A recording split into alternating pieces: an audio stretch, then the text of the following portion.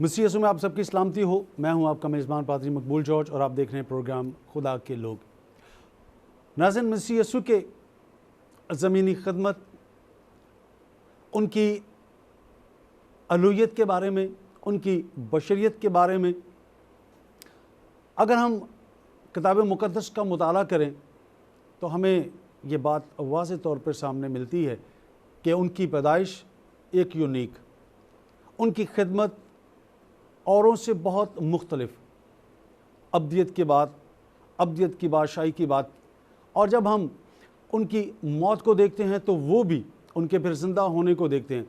अगर हम पैगंबरों की बात करें, हम मुक़द्दसीन की बात करें, हम रसूलों की बात करें, तो शायद वो उस तरह से बात नहीं करते जिस तरह से मसीह यीशु वो खुदा होने के दावे को करते हैं, वो बेटे होने के दावे को करते हैं। और सिर्फ दावे को ही नहीं करते बल्कि अपने इस दावे को वो अज़्र बाइबल मुक़द्दस बयान भी करते हैं और उससे पूरा भी करते हैं। मसीहत जो उन्हें खुदा का बेटा, खुदा मानते हैं और यही ईमान का हिस्सा है। अगर हम यहाँ से हिलें तो फिर हम मसीहत से खारिज हो जाते हैं।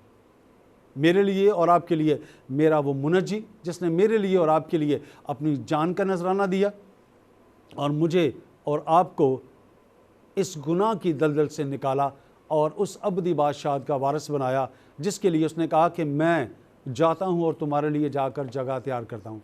आज हम नाज़रीन इस मौजू पर, इस बात पर, आज हम इस नशिस्त पर मसीह खुदावंद की बशरियत को, उनके कामिल इंसान होने को, उनके कामिल खुदा होने को आज हम यहाँ डिस्कस करेंगे।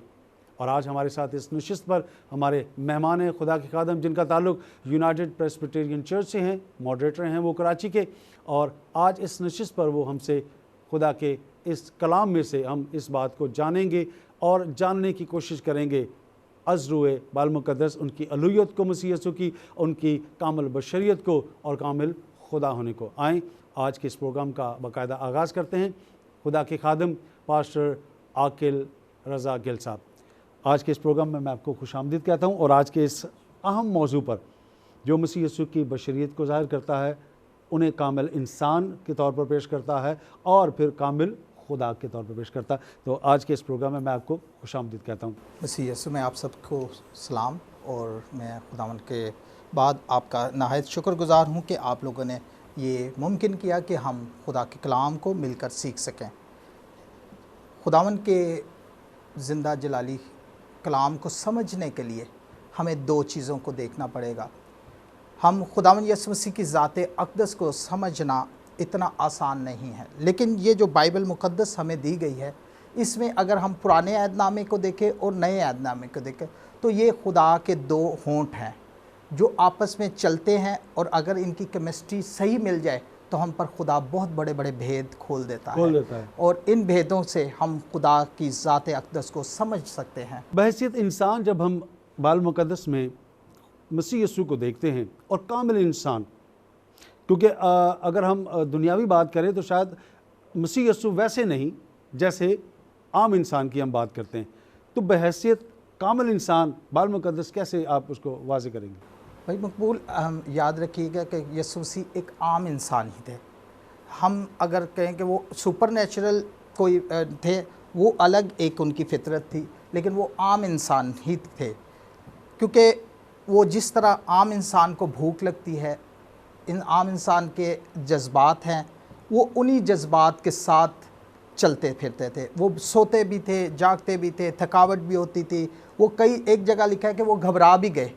तो ये वो आम इंसान की ही रूटीन में थे। लेकिन ज़ाते अक़दस का जब हम मुताला करते हैं और हम जब चारों अनाजील को, याद रखिएगा कि अंजील एक ही है लेकिन लिखने वाले चार हैं, और जब हम इन अंजीलों का मुताला करते हैं तो खुदावंद यीशु मसीह की हमें ज़ात के बारे में सिखाता है। जैसे मत्ती की रसूल की अंजील के में जब हम मुताला करते हैं तो वहाँ पर यीशु मसीह को एज ए बादशाह पेश किया गया है, लेकिन उसके बरक्स मरकस जब अंजील मुरतब करता है तो वो एज ए काहिन उसको लेता है और उस कहानत के अंदर सरदार काहिन के तौर पर उसे पेश करता है और यीशु मसीह की खिदमत को वो शो करता है। इसी तरह जब लूका की बात करते हैं तो लूका एक तहकीक करने वाला शख्स डॉक्टर है और वो तहकीक करता है, और तहकीक करने के बाद वो उसके बशरी पहलुओं को नुमाया करता है। और उसके बाद जब हम यूहन्ना की अंजील को देखते हैं तो यूहन्ना की अंजील यीशु मसीह की अलूहियत के बारे में बहुत टोटली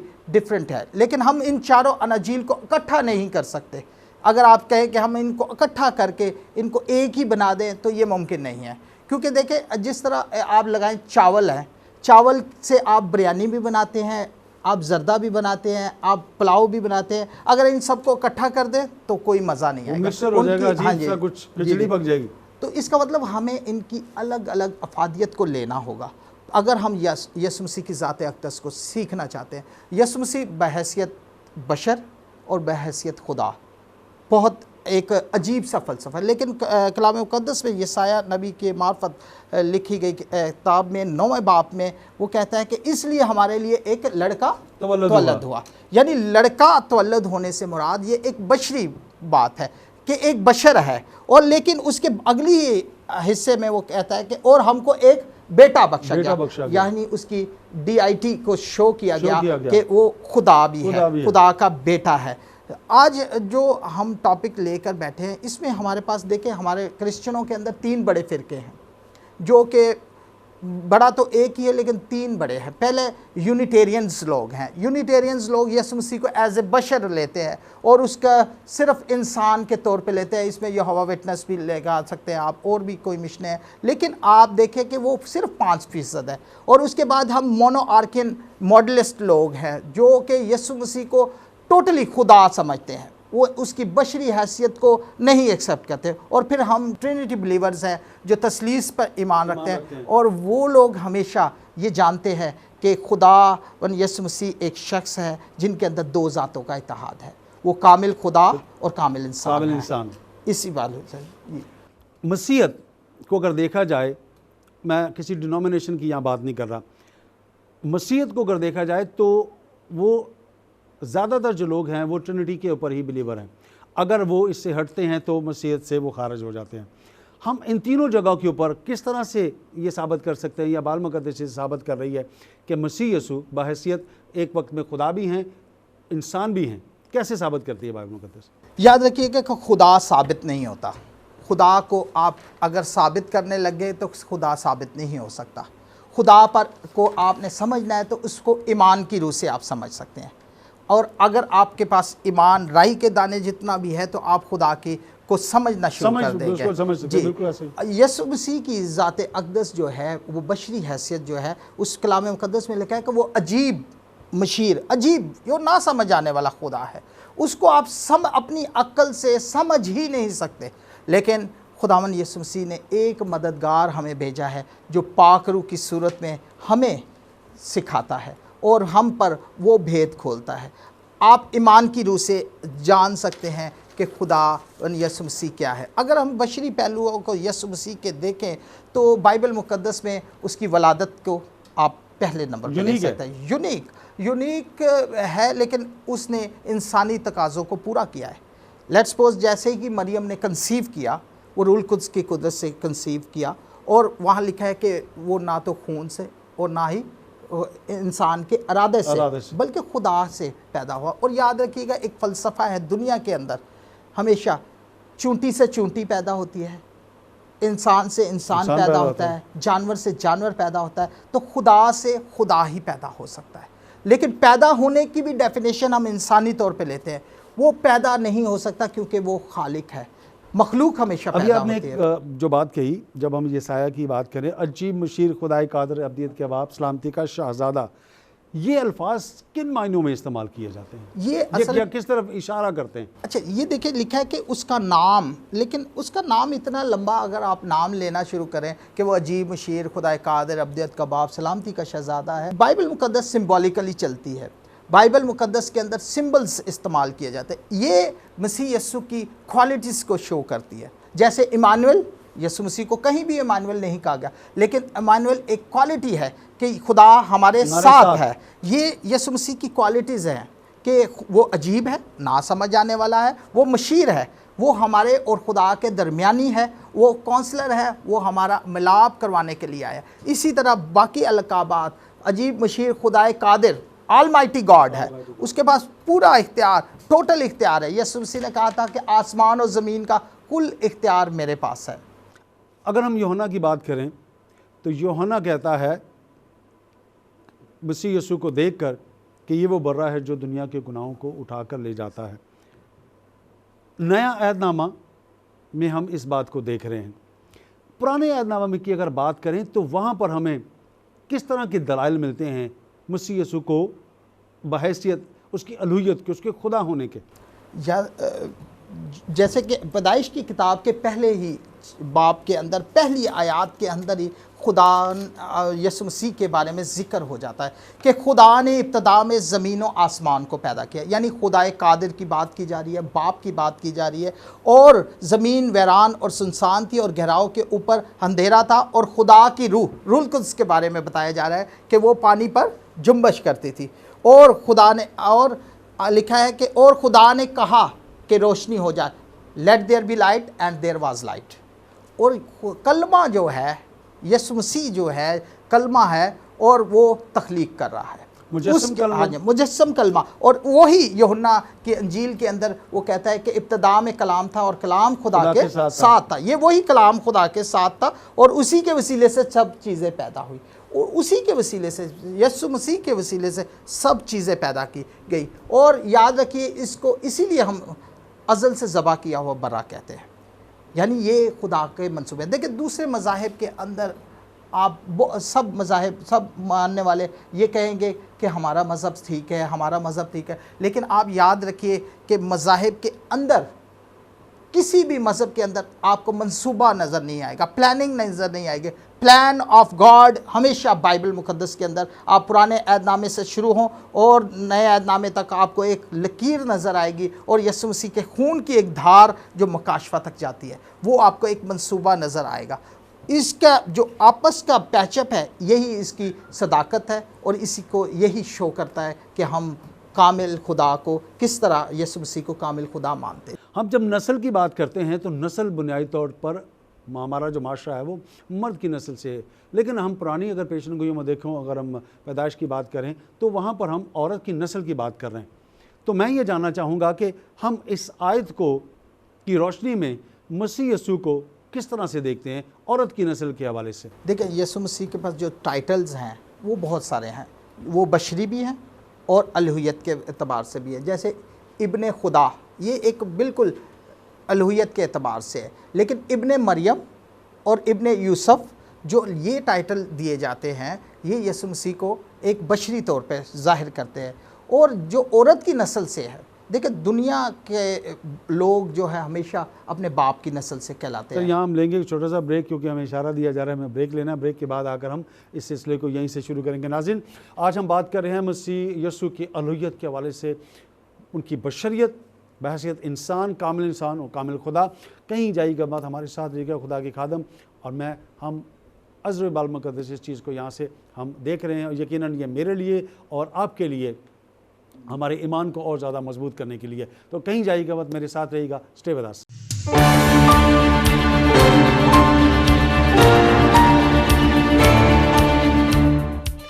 नाज़रीन, एक बार फिर आपको खुशामदीद कहता हूँ प्रोग्राम खुदा के लोग में, जिन्होंने अभी मैं ज्वाइन किया। मैं यहाँ बताता चलूँ कि आज का हमारा जो मौजू मसीह यीशु की अलूहियत, कामिल इंसान, कामिल खुदा, और आज हमारे साथ खुदा के खादम मौजूद हैं, पास्टर आकिल रज़ा। ब्रेक में जाने से पहले हम बात कर रहे थे मसीह यीशु की औरत की नस्ल के हवाले से, और आपने इसको यहाँ से छोड़ा था कि दुनियावी तौर पर अगर देखा जाए तो मर्द से नस्ल जो है वो चलती है, लेकिन यहाँ पर हम देख रहे हैं औरत की नस्ल की बात हो रही है। औरत की नस्ल की बात हो रही है, और औरत की नस्ल में से सिर्फ एक ही शख्स है जो अपनी माँ के नाम से पहचाना जाता है, इब्ने मरियम के नाम से। और ये टाइटल हमें ये बताता है कि यीशु मसीह बिल्कुल बशरी तौर पे, आम इंसान की तौर पे आए और उन्होंने अपनी ज़िंदगी को गुजारा। अगर बशरी लिहाज को हम देखें तो हम बशरी लिहाज को यीशु मसीह के बचपन को भी देख सकते हैं कि यीशु मसीह 12 साल तक की उम्र में शरीयत को मुकम्मल तौर पर याद करते हैं, और जब वो उनको यरूशलेम में लेके जाया जाता, क्योंकि इस्राएली कानून के मुताबिक 12 साल के बच्चे को शरीयत को याद करना पड़ता था, और वो याद करते हैं। और जब वो जाते हैं यरूशलेम में तो वो वहाँ ही रह जाते हैं, और वो वहाँ जब उनके माँ बाप उनको ढूंढने जाते हैं तो वो फ़कीह फरीसियों के साथ बहस मुबासा और बातचीत कर रहे होते हैं, और उनसे उनके इल्म से लोग धन रह जाते हैं। और इसी तरीके से लेकिन 12 से 30 साल तक के बाइबल मुकद्दस उनकी लाइफ के ऊपर कोई रोशनी नहीं डालती और खामोशी छाई जाती। लेकिन हम तालमूद के ज़रिए और बाकी तारीख़ी किताबों के ज़रिए सीख सकते हैं कि यीशु मसीह उस दौर में क्या कर रहे थे। उस दौर के अंदर यीशु मसीह ने बढ़ाई का काम सीखा, क्योंकि उनके वालिद साहब प्रोफेशनली तौर पे कारपेंटर थे और उन्होंने कारपेंटर का काम सीखा। और जिस तरीके से वो परवरिश पाते गए, और कलाम मुकद्दस में लिखा है कि वो लड़का बढ़ता गया और लड़का बढ़ता और कुव्वत पाता चला गया। इसका मतलब वो जिस तरह इंसान ग्रोथ करता है उसी तरीके से वो ग्रो करते गए। और उन्होंने कहीं भी किसी किस्म का कोई मौज़ा बचपन में नहीं किया। जब तक उनकी खिदमत का आगाज़ नहीं हुआ उन्होंने कोई मौज़ा नहीं किया। उनका पहला मौज़ा भी काना गलील में जाके हुआ, जब वो 30 ईयर के हो चुके थे। उसके बाद उन्होंने मौज़ात का आगाज़ किया। अगर हम नए अहदनामा में देखें तो मसीह यीशु को शागिर्दों ने सजदा किया, वैसे ही जैसे कि यावे खुदा को सजदा किया जाता था। शागिर्द इस बात को मान रहे हैं। और अगर हम ये देखें उस ज़माने के लोगों को, तो वहाँ दो ग्रुप हैं। एक वो जो मसीह यीशु को खुदा का बेटा मानते हैं, लेकिन एक ऐसा भी ग्रुप है जो उसे खुदा का बेटा नहीं मानता, उसे खुदा नहीं मानता। तो इन दो ग्रुपों में भी अगर आप देखते हैं, यावे खुदा के हवाले से शागिर्द इस बात का इकरार भी कर रहे हैं और ये सब कुछ कर रहे हैं, लेकिन दूसरा ग्रुप जो है वो उसको नहीं मान रहा। तो इस चीज़ को आप किस तरह से देखते हैं? याद रखिए कि खुदावन यीशु मसीह को इंसान मानने में सब मानते हैं, चाहे वो इसराइली हों, चाहे यहूदी हों, चाहे मुसलमान भाई हों। वो इंसान बशरत पर उनकी कोई भी हमसे इख्तलाफ नहीं है, कोई एतराज़ नहीं है। लेकिन जैसे ही हम उसको खुदा का बेटा कहते हैं तो वो उनके एतराज़ात शुरू हो जाते हैं, उनको थोड़ी से प्रॉब्लम्स शुरू होते हैं कि लेकिन इस लिहाज से यहूदी भी मानते थे कि ये शख्स खुदा का बंदा है, ये कलाम करता है। लेकिन जब यीशु मसीह अपने खुदा होने का दावा करते थे, यीशु मसीह कहते थे कि मैं खुदा हूँ, और इसीलिए यीशु मसीह गुनाहों को माफ़ करने का दावा करते थे और गुनाह माफ़ करते थे, ये वो कहते थे ये कुफर बकता है, और इस पर उनका इख्तलाफ शुरू हो जाता था। याद रखिए मसीह अफजल है, मसीह कामिल है और हकीकी और इलाही है। इस बात को मानने के लिए दुनिया तैयार नहीं होती, क्यों? चंद मुगालते हैं हमारे जहनों के अंदर बैठे हुए। क्या मुगालते हैं? मुगालते ये है कि लोग ये समझते हैं, पहली बात ये समझते हैं कि शायद यीशु मसीह कुंवारी से पैदा हुए, इसलिए हम यीशु मसीह को खुदा का बेटा मानते हैं। याद रखें, हम कभी भी यीशु मसीह को इसलिए खुदा का बेटा नहीं मानते कि वो कुंवारी से पैदा हुआ है। वो खुदा के बेटे हैं इसलिए कुंवारी से पैदा हुए। ये वजह है कि वो हो ही नहीं सकता था कि वो दो जिस्मों के मिलाप से बायोलॉजिकली वो जनरेट किए जाते। ये वो खुदा के बेटे थे इसलिए कुंवारी से पैदा हुए थे। और इसी तरीके से वो दूसरी बात को भी मानते हैं कि वो समझते हैं कि हम यीशु मसीह मुर्दों में से ज़िंदा हो गए, इसलिए हम उनको खुदा का बेटा मानते हैं। ये भी बिल्कुल गलत कंसेप्ट है, उनकी सोच का महवर चेंज है। हम यीशु मसीह को इसलिए खुदा का बेटा नहीं मानते कि वो मुर्दों में से जी उठे। वो खुदा के बेटे थे इसलिए मुर्दों में से जी उठे, क्योंकि मुमकिन ही नहीं कि मौत उनको अपने कब्ज़े में रख सके। वो खुदा के बेटे हैं, उनके पास पूरा इख्तियार है। इसीलिए आप देखें कि खुदावंद यीशु मसीह ने सलीब पर भी कहा कि मैं अपनी रूह तेरे हाथ में सौंपता हूँ। इट्स मीन उनका पूरा इख्तियार अपनी रूह के ऊपर है, अपनी स्पिरिट के ऊपर उनका पूरी अथॉरिटी है। उन्होंने इसीलिए कहा कि आसमान और ज़मीन का कुल इख्तियार, यानी फुल इख्तियार, टोटल 100% इख्तियार यीशु मसीह के पास है। लेकिन वो इस इख्तियार को इस्तेमाल करें ना करें, आपके पास टोटल इख्तियार है। आप जैसे भी प्रोग्राम को चलाएं, ये आपके ऊपर है, अप टू यू है कि आप अपने इख्तियार को कितना इस्तेमाल करते हैं। ये भी यीशु मसीह के उनके पास 100% इख्तियार था, उन्होंने किस तरीके से इख्तियार को इस्तेमाल किया ये एक। अक्सर औक़ात ये भी कहा जाता है, हाँ जी चलो जी यीशु मसीह भी खुदा है। नहीं, यीशु मसीह भी खुदा नहीं है, बल्कि यीशु मसीह ही खुदा है, वो ही मुजस्सम हुआ है। मुजस्सम का लफ्ज़ हमें ये बताता है इनकारनेशन है, खुदा का एक सूरत में दूसरी सूरत में आना, एक सूरत से दूसरी सूरत में ट्रांसफ़र होना, ये है। अच्छा, हमारे अक्सर मुसलमान भाई इस बात को मानने के लिए तैयार हैं कि खुदा कुदूस ने मूसा के ऊपर अपने आप को नबातात के अंदर ज़ाहिर किया। इस बात को वो मानते हैं कि मूसा को अल्लाह ताला ने झाड़ी में से होकर कलाम किया। इसीलिए उनको कहते हैं कलमतुल्लाह, कि खुद अल्लाह ताला ने उनसे बात की। किस सूरत में बात की? एक झाड़ी की सूरत में, एक नबातात में अल्लाह ताला ने अपने आप। लेकिन जैसे ही हम ये बात करें कि अल्लाह ताला बशरी सूरत में आए हैं, अशरफुल मखलूक़ात की मखलूक की सूरत में इस ज़मीन पे आए, वो इस बात को मानने के लिए तैयार नहीं होते। ये उनका एक मिसकंसेप्शन। और एक और बात मैं बताना चाहूँगा भाई कि 90% लोग यीशु को समझना चाहते ही नहीं है, वो समझने की कोशिश ही नहीं करना चाहते, वो सिर्फ दलाए। 10% लोग हैं जो शायद समझना चाहते हैं, उनकी समझ में नहीं आता, लेकिन जब हम उनके पास जाएं तो वो हमारी बात को अंडरस्टैंड कर सकते हैं। सिर्फ वो 10% है, बाकी वो ही है कि अपने मोती सूरों के आगे मत डालो।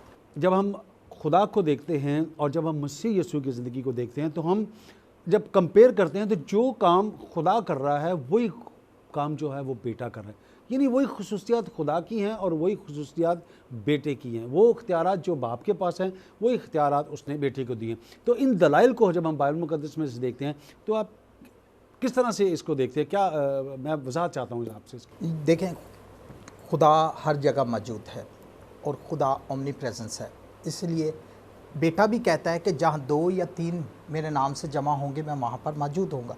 इसका मतलब बेटे के अंदर भी ये खसूसियत है कि वो हर जगह मौजूद है। अगर हम 2 बंदे बैठकर खुदा के नाम पे हैं तो हमें हमारा ईमान है कि खुदावन यहाँ पर मौजूद है, वो हमारी सहायता करता है। और इसी के साथ देखें, अगर ओमनीसेंस है, नथानियल की ज़िंदगी देखें, नथानियल जब आता है तो यसु खुदावन, आप यूहन्ना की इंजील निकालिएगा मेरे साथ, उसमें देखिए कि यसु ने नथानियल को अपनी तरफ आते देखकर उसके हक़ में कहा कि ये फिल हकीकत इसराइली है, इसमें मकर नहीं। नथानियल ने उससे कहा कि तू मुझे कहाँ से जानता है, मेरी तो कभी तेरे साथ मुलाकात नहीं हुई। इसका मतलब खुदा सब कुछ जानने वाला खुदा है। और यीशु ने उससे जवाब में कहा, इससे पहले कि फिलिप्पस ने तुझे बुलाया, जब तू अंजीर के दरख्त के नीचे था, मैंने तुझे देखा। इसका मतलब खुदा हर चीज़ का जानने वाला है। और कई दफ़ा खुदा लोगों से भी ये कहता था कि तुम्हारे दिल में, उनकी मकारी को जान लेता था। इसका मतलब खुदा आपके दिलों की बातों को भी जानता है। देखिए, जिस तरह खुदा काम करता है उसी तरीके से यीशु मसीह भी काम करते हैं, यानी वो हर जगह मौजूद हैं, उनके पास हर चीज़ का इख्तियार है, वो गुनाहों को माफ़ करने। यीशु मसीह ने कहा क़यामत और ज़िंदगी मैं हूँ। ये बहुत कोई छोटा म्यार नहीं है बात करने का, उस बात पर कायम रहना, और उसके दलाइल भी थे। और यीशु मसीह ने किया, लाजर को ज़िंदा करके दिखाया, और मुर्दों को ज़िंदा, 4 दिन के मुर्दे को ज़िंदा करके यीशु मसीह ने अपने इख्तियार को शो किया। ये नहीं कि यीशु मसीह ने बताया कि जी मेरे पास ये इख्तियार है, उसने बताया कि मैं खुदा का बेटा हूँ और मुझे रूहों पर इख्तियार है। गो के आप देखें कि लाजर जब निकला है कब्र से, कि वो कफन समेत निकला है, क्योंकि उसने दोबारा मरना था। हाँ जी, जो आवाज़ दी गई कि लाजर बाहर आ, सिर्फ लाजर ही बाहर आया, उसकी आवाज़ सुनता है, यानी इसका मतलब मुर्दे भी यीशु की आवाज़ को सुनते हैं। इसी तरह देखें, जब यीशु मसीह बदरूहों को निकालते थे तो बदरूहें भी चला चला कर कहती ये खुदा का बेटा है, ये खुदा है, चीज़ का यानी इसका मतलब इकरार है। बेटा। यानी ये नहीं कि सिर्फ इंसानों की गवाही है। और एक जगह खुदा बाप भी एक बात कहता है कि ये मेरा प्यारा बेटा है जिससे मैं खुश हूँ, यानी वो बेटा जिससे खुदा खुश है। तो इसका मतलब खुदा से निकला हुआ बेटा असल में निकला हुआ है। हम लोग नेगेटिव सेंस में चले जाते हैं, शायद खुदा का कोई जिस्मानी रिलेशन है। हमने कभी भी खुदावन के बेटे को जिस्मानी तौर पर नहीं लिया। हम हमेशा खुदा को रूहानी तौर पर लेते हैं, रूहानियत के एतबार से हम उसको बेटा कहते हैं। और अक्सर अखबारात में भी आप देखेंगे फ़र्जंदाने तौहीद की बात की जाती है। और इसके बाद जो हम बात लेके चल रहे थे कि वो अजीब मुशीर है, मुशीर कहने से क्या मुराद है, मुशीर क्या है? देखिए, लेना पड़ेगा ब्रेक के बाद आकर हम इस चीज़ को ज़रूर आगे लेके चलेंगे। नाज़रीन, यहाँ हम लेंगे एक छोटा सा ब्रेक, और जो लफ्ज़ अजीब मुशीर खुदाई कादर अब्दियत का बाप और सलामती का शहज़ादा जो है, हम उस पर इस ब्रेक के बाद आकर हम इससे ज़रूर डिस्कस करेंगे। कहीं जाइएगा मत, हमारे साथ रहिएगा। Stay with us.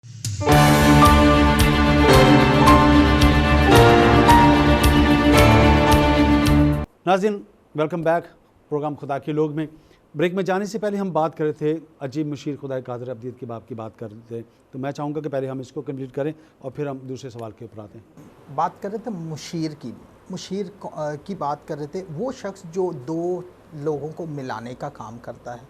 अगर देखें खुदा ने खुद ज़मीन पर आता तो जिस तरह इसराइली कौम ने खुदा को देखने के लिए मूसा से ज़िद की, लेकिन वो उसकी हल्की सी झलक को भी नहीं देख सके, तो आज भी अगर जज भी देखें, अगर एक तार के ऊपर बहुत सारे तोते बैठे हुए हैं और आप उन तोतों के पास जाएं, उनको समझाने की कोशिश करें तो वो आपसे डर के उड़ जाएंगे।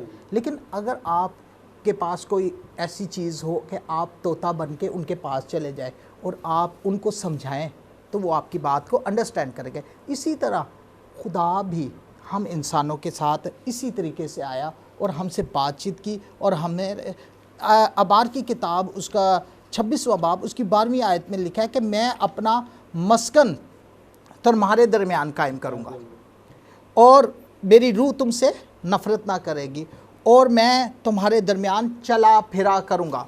ये उसी यीशु मसीह के बारे में खुदा ने कहा कि मैं अपना मस्कन तुम्हारे दरमियान में कायम करूँगा।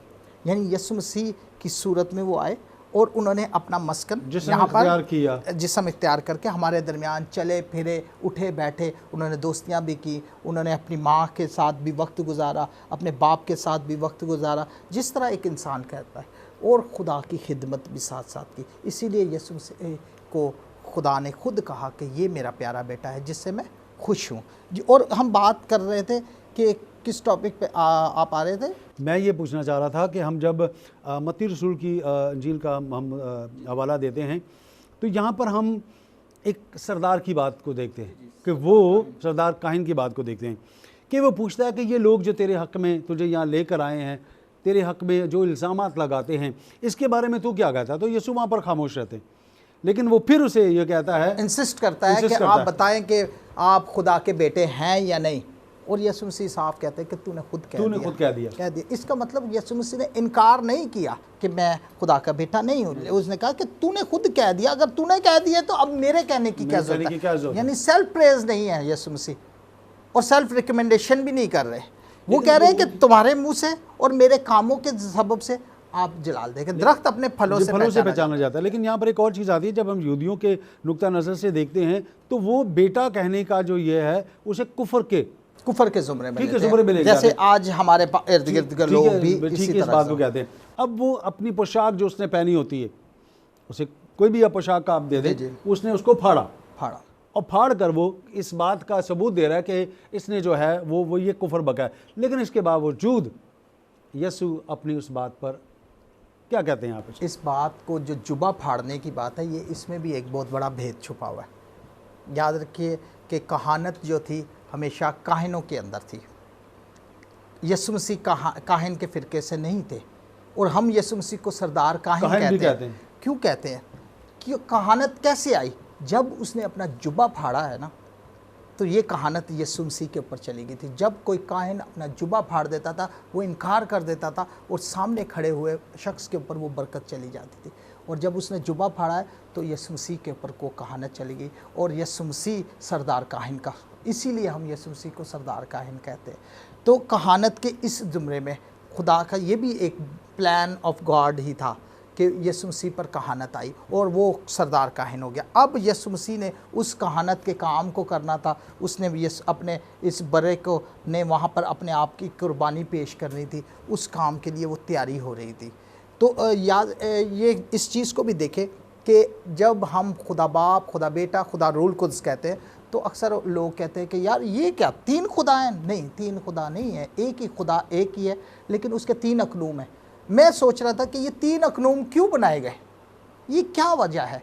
खुदा 4 भी बना सकता था, खुदा 5 भी बना सकता था, हो सकता है खुदा 2 में ही काम चला लेता, लेकिन 3 अकनूम की क्या वजह थी? इसका जवाब हमें कोहे कलवरी पर मिलता है। बाप को कुर्बानी पेश की जा रही है, खुदा बाप को कुर्बानी पेश की जा रही है, और कौन कुर्बान हो रहा है? बेटा कुर्बान हो रहा है। लेकिन पेश करने वाला भी तो कोई होगा, वो पाकरू था।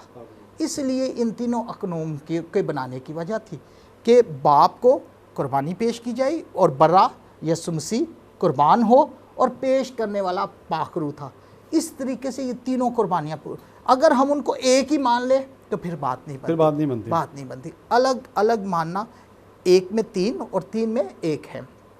तसलीस को आप किसी भी दुनिया की ट्रायंगल को देख लें, आप उसके जब एंगल्स का मजमुआ देखेंगे तो वो 180 होगा, 180। और 180 हमेशा एक स्ट्रेट लाइन को ज़ाहिर करता है। वो एक नहीं, यानी एक कसरत है, वहदत में कसरत है। और लेकिन वो अक्सर औकात हमें ये हवाला दिया जाए, सुना इस्राइल तेरा खुदावन एक ही खुदा है। देखिए, खुदा को के लिए हमारे पास अल्फाज कम है। एक होना ये नहीं है 1 2 3, यानी न्यूमेरिकली 1 नहीं लिया गया उसको, उसका एक होने से मुराद है, अगर एक हो तो उसका तो आधा भी किया जा सकता है और उसको डिवाइड भी किया जा सकता है, लेकिन वो एक होने से मुराद, क्योंकि हमारे पास अल्फाज नहीं है उस इस वहदत को साबित करने के लिए, वो उसको हम इस बात को कहते हैं कि एक होना यूनिक, मैचलेस, बेनज़ीर, यानी उस जैसा कोई नहीं है। अब उसके अकनूम भी एक ही हैं, खुदा बाप, खुदा बेटे, खुदा रूह कुद्दूस। इसको आप किसी और एंगल से भी देख सकते हैं, लेकिन आज हमारा वो टॉपिक नहीं है तसलीस का, नहीं तो हाँ, लेकिन हम इस बात को सीख रहे हैं कि खुदा जो काम करता है वही बेटा भी करता है। खुदा ज़िंदगी और मौत के ऊपर कादिर है। यीशु मसीह ने मौत में से लाज़र को आवाज़ दे के बाहर और ज़िंदगी भी दी।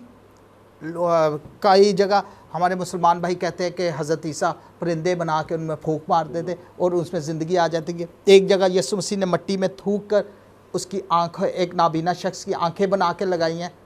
देखिए, 2 मौज़े हैं बाइबल मुक़द्दस में जहाँ पर यीशु ने कहा कि खुदावन का जलाल ज़ाहिर होगा। एक वहाँ जहाँ मिट्टी से आंखें बनाकर लगाए, यानी खुदा दिखाना चाहता है कि जिस तरह आदम को तख्लीक किया, मैं आज भी तख्लीक कर सकता हूँ।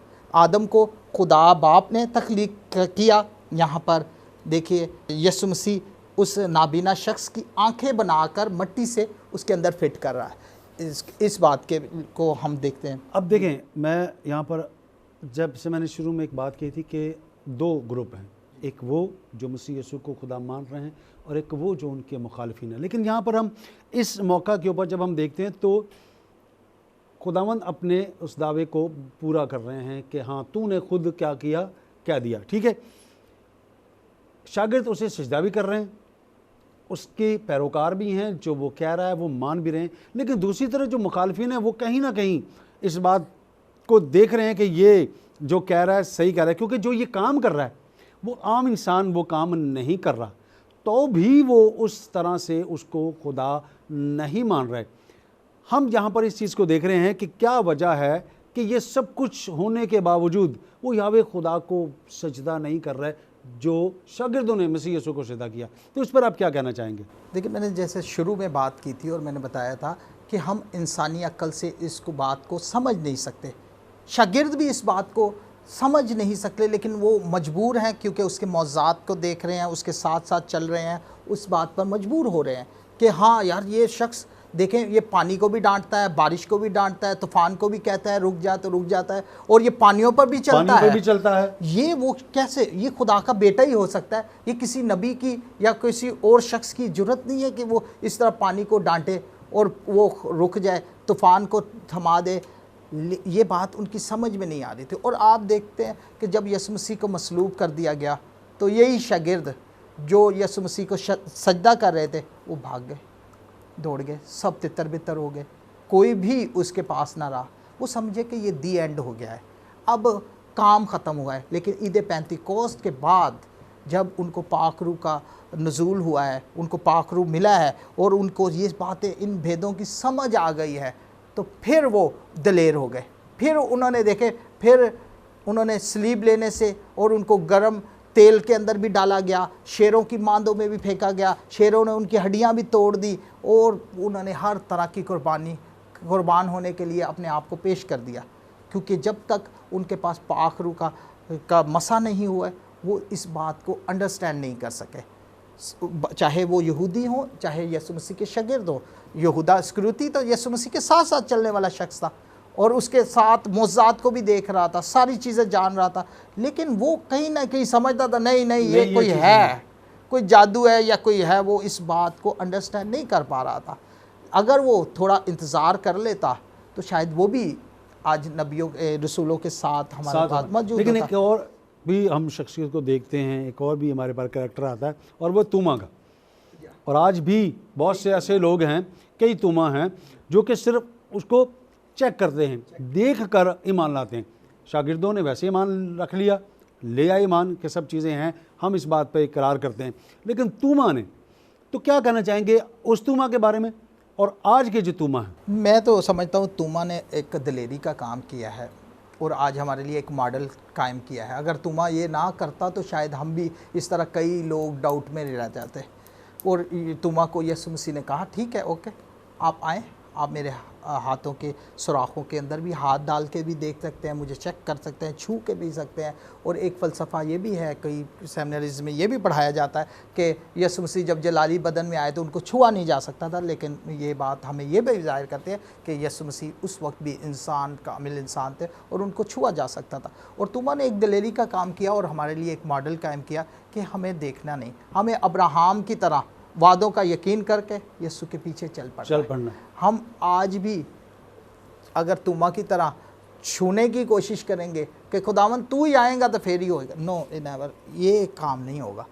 खुदावन के ऊपर ईमान रखें, फिर जब आपका ईमान राई के दाने जितना हो वो बढ़ता जाएगा और जब बहुत बड़ा हो जाएगा ईमान, फिर आपसे खुदा बातें भी करेगा और आप उसकी आवाज़ को भी सुनेंगे। आज भी खुदा हमसे बातें करता है, कलाम मुकद्दस में लिखा है रूह जिसके सुनने के कान हो वो सुने के रूह कलीसियाओं से क्या फरमाता। इसका मतलब रूह आज भी कलीसियाओं से बातचीत करता है, लेकिन हमारे पास सुनने के कान नहीं, क्योंकि हम शुरू से लोग, दुनिया यही चाहती थी कि हम टेंजिबल गॉड को देखें, जिस खुदा को हम छू सकें, जिस खुदा विजिबल गॉड हो, जिसको हम देख सकें। इसीलिए लोगों ने कई बुत बना लिए, कई बछड़ों का कॉन्सेप्ट ले लिया, कई ने सूरज की परस्ती शुरू कर दी, पानियों की, लेकिन जब खुदा को ना पा सके तो एक तरह से मैं आपको एक और बात बताना चाहूँगा कि यीशु मसीह जो मज़हब हमें दे के गए, ये मज़हब नहीं है।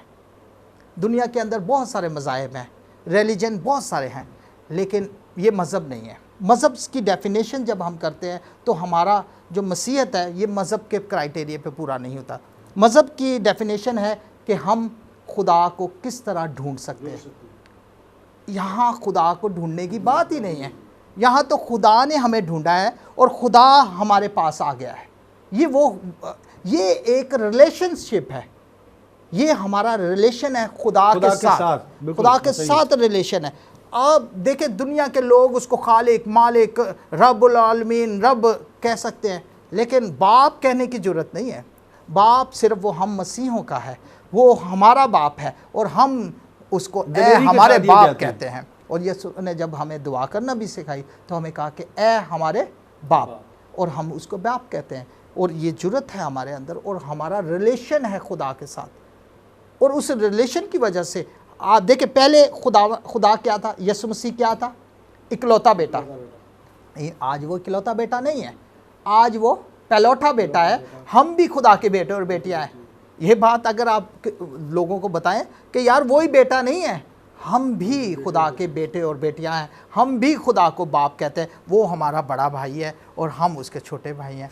बहुत बहुत शुक्रिया पास्टर साहब, बहुत बहुत शुक्रिया। बहुत सी चीज़ें यकीनन कुछ रह जाती हैं और कुछ पे हम ज़रूर डिस्कस करते हैं, लेकिन यकीनन जो हमें देख रहे हैं, जो हमें सुन रहे हैं, उन्होंने खुदा उनके कलाम में से ज़रूर बरकत को पाया। मैंने भी और आपने बरकत को पाया। बहुत बहुत शुक्रिया, थैंक यू वेरी मच आपके आने का और इस मौजू पर खुदा उनके कलाम में से बात करने का। Thank you very much. नाज़रीन, आपने इस प्रोग्राम को देखा। मसीह यीशु यकीनन वो सब कुछ करने पर कुदरत और ताकत रखते हैं जो बाप कर सकता है, क्योंकि वो बाप में से निकले और बाप ने उनको इख्तियार दिया और वो हर चीज़ पर, हर काम पर जो बाप करता है वो बेटा कर सकता है। और ये मसीह यीशु की ही खासियत है कि जो काम बाप करता है वो बेटा करता है। बाप अगर ज़िंदगी देता है तो बेटा भी ज़िंदगी देता है। बाप अगर शिफा देता है तो बेटा भी शिफा देता है। बाप अगर मुर्दों को ज़िंदगी देता है तो बेटा भी मुर्दों को ज़िंदगी देता है।